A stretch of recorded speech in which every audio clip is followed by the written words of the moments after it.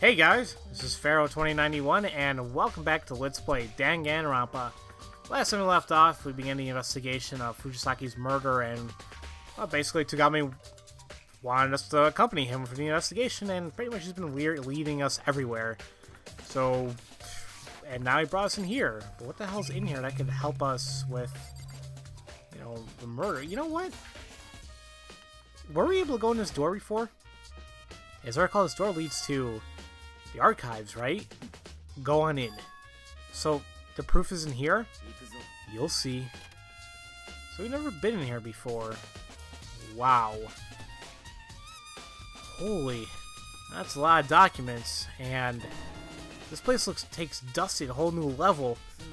I believe you'll find there's enough valuable information in this room to warrant putting up with the dust. I guess so. What's in here? It's an empty wooden box for markings in the dust. I guess there used to be something in here. Do you know what used to be in this box?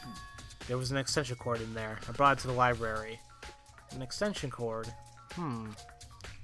Ah, so that's where he got the so he can use the lamp. Hey, I recognize this desk lamp. It's just like the one that Togami was using in the other room. It's a lamp. What of it? There's another one of these here that I brought into the library. There was another one here that I brought into the library proper. The lighting is dismal in there, so it's necessary to read. Yeah, we got another medal. Yeah, okay. What else is here? Okay, well, I guess let's look at the books. The shelf is packed edge to edge of files. I reached out and picked one at random. A fine choice. Huh? It's a copy of a case file from a certain country's national archives concerning the assassination of one of their presidents. They're planning, at long last, to unveil it 30 years from now. Just don't come running to me when you become a target for learning that information early. I silently returned the file to its place on the shelf. Why the hell would a file like that be here? Oh, whatever. The shelf is full of notebooks and folders. I wonder what's in them. Those files are dangerous. Dangerous? That shelf contains detailed data on the people who run the world. It's info civilians should never know. You mean like members of the Diet? I mean the people controlling them, the true ruling class. If you don't mind being erased, go ahead, take a look. You'll find a lot of surprising names in there. You're joking, right? Care to find out? Just be safe. I'll abstain. Yeah, seriously, what the hell? Oh, there's a camera here. I can barely make that one out. Oh, am I gonna get something out of it, though? I forgot I can look up. Man, there are even cameras in here? Ah, come on. No metal? Alright, I didn't want to talk to you, but whatever. You'll understand the significance of what's here if you just look around. Well, that's what I'm trying to do. There you go. The bookshelf is packed tight with thick files. Allow me to give you a word of warning before you decide whether or not to look at those. The shelf contains hundreds, not thousands, of case files, crime scene photos, and all. Including some that a normal person wouldn't be able to handle seeing. Just a warning. What do you mean, unable to handle? Every single one of those are cold case files. Internal, confidential police documents that would, under normal circumstances, never see the light of day. Huh? So, have you come to appreciate how extraordinary these archives are? This room is the reason I was so interested in the library. Confidential police and government documents, things that would never be available publicly, fill the room. It's glorious. You weren't joking? You have this terrible habit of deciding things must be false so they don't fit your view of reality. I have no idea how you can even expect me to believe all this is real. And anyway, who could have collected all this, and how could they have done it?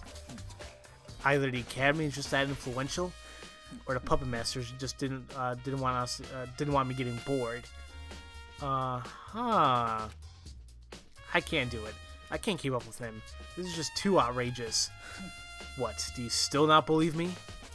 I'd like to know how you can, and a normal person couldn't. What is normal? Normal, average, simple? They do not exist. If you can't comprehend that, you can't possibly understand the fundamental precepts of this world. My ears are starting to hurt. You're also basing your comment on what you consider common sense. Don't apply your pedestrian common sense to someone in my position. The documents here are, without question, legitimate. Having seen them before, I can attest to that. What do you mean by that? Wait, you say you've seen these before? But these are all highly classified documents, aren't they? Then why? My house has a reading room in it, much like these archives, though it's not nearly as small and dusty. What? Members of the Togami family have full, unrestricted access to government data. And not just domestically either. Why? How? Do you remember what I said earlier about the true ruling class? The Togami family is part of that.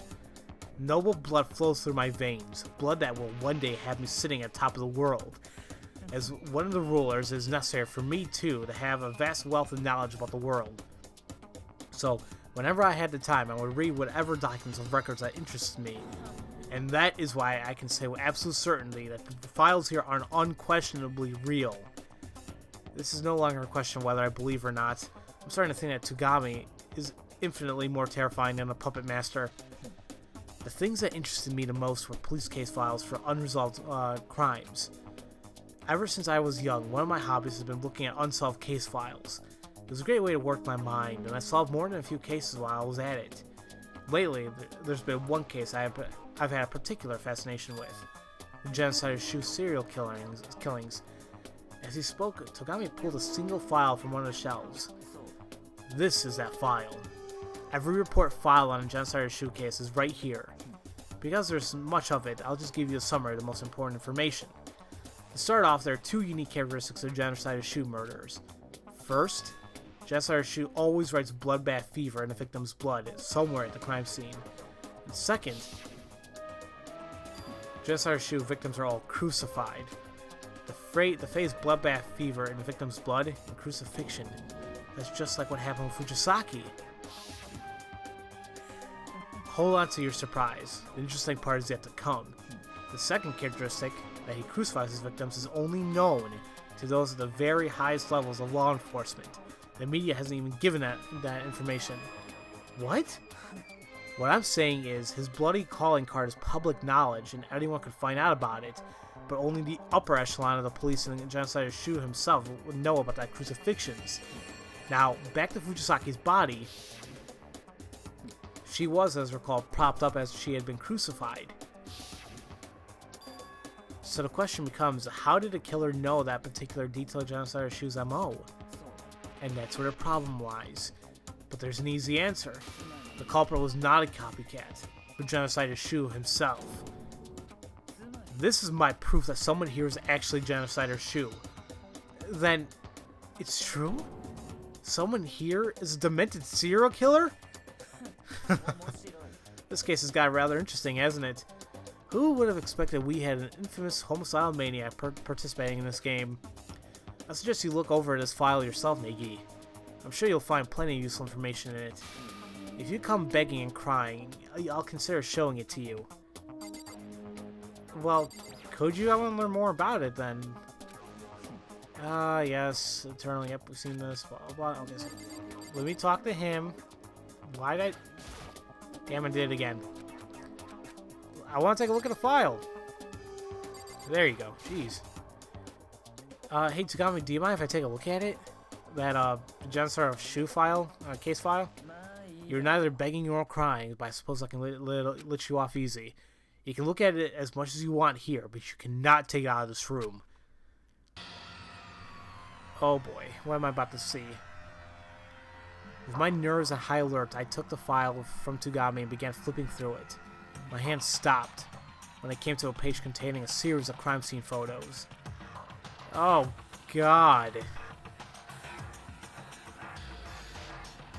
That's just... oof. Names and pictures of genocide of Shu's victims filled page after page.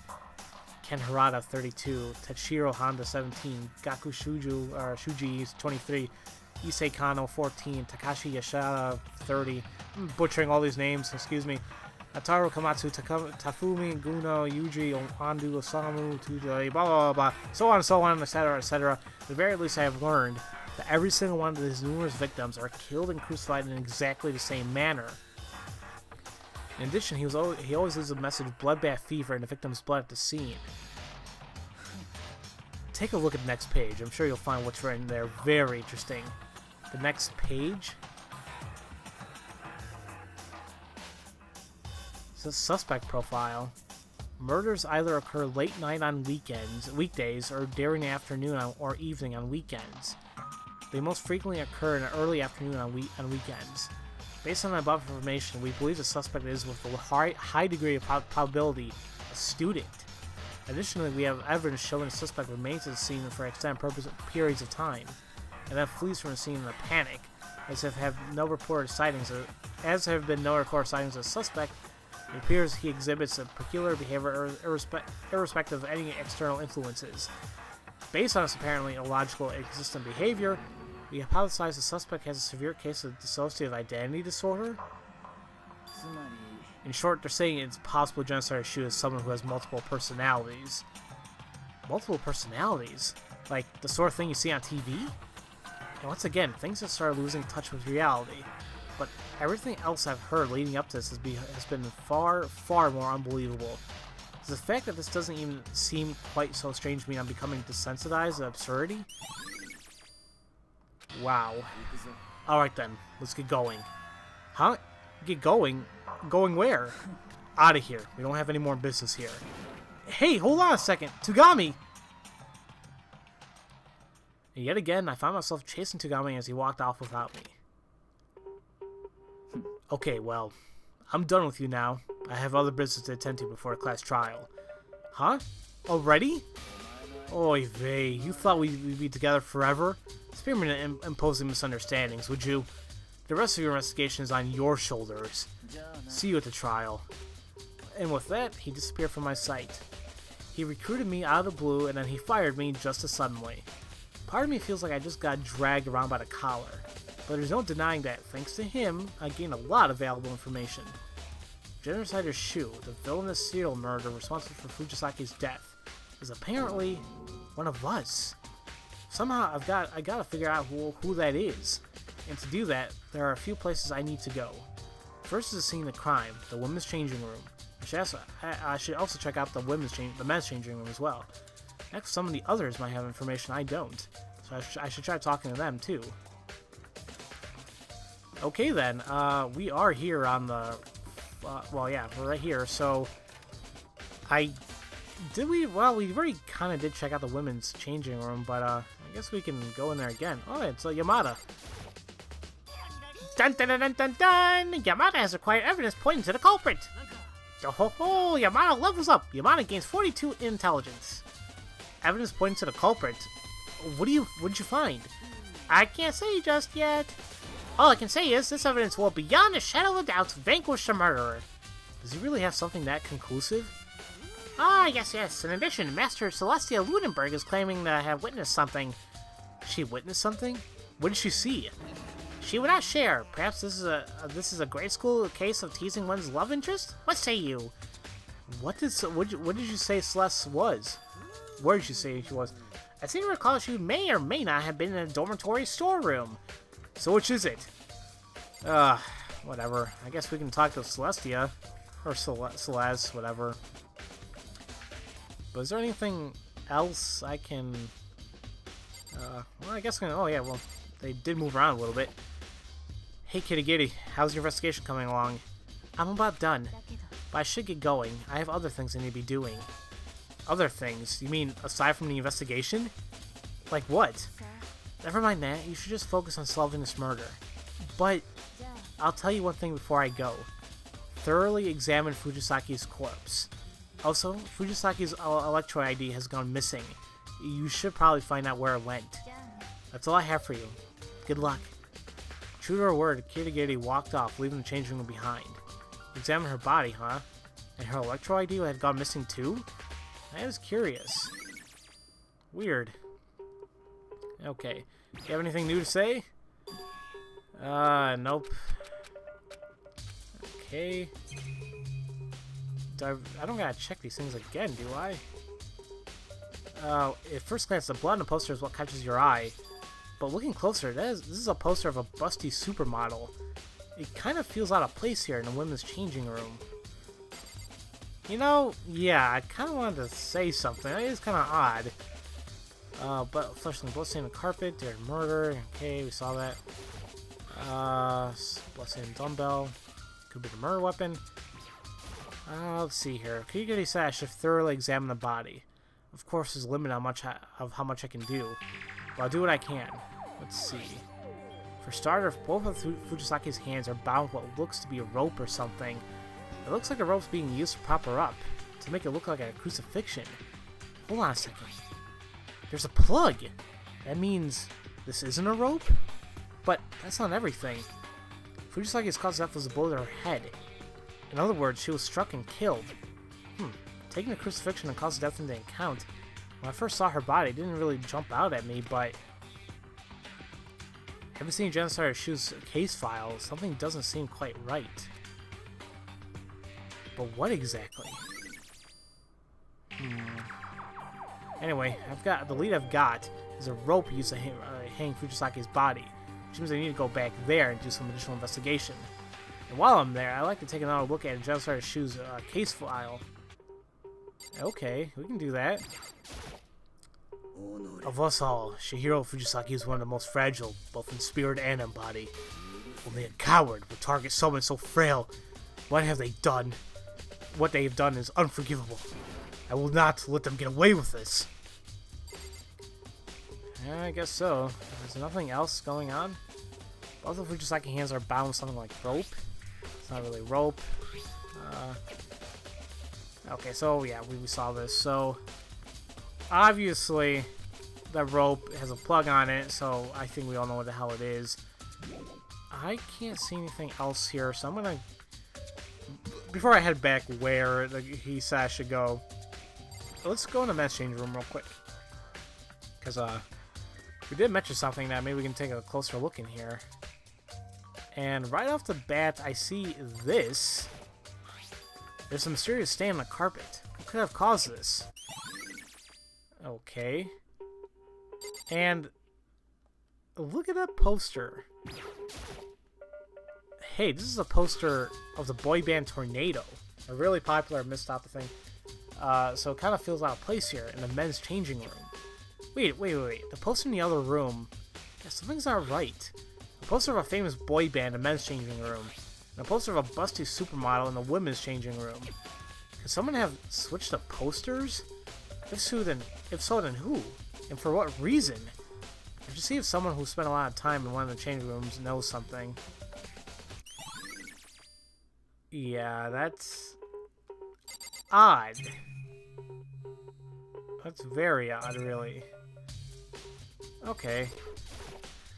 It's one of Moniter's Monokuma uses. Right now it's, okay. I think that's all I can do here. And you know what? For the sake of time, I'm just going to go ahead and stop the video for right here. And in the next episode, I'm going to go ahead and continue the investigation. And I want to say probably the next part will probably finish it up. I hope so, at least. Who knows? In that case, guys, as usual, thank you all for watching, and I'll see you guys next time for Let's Play Dangan Ronpa. I'll see you guys later.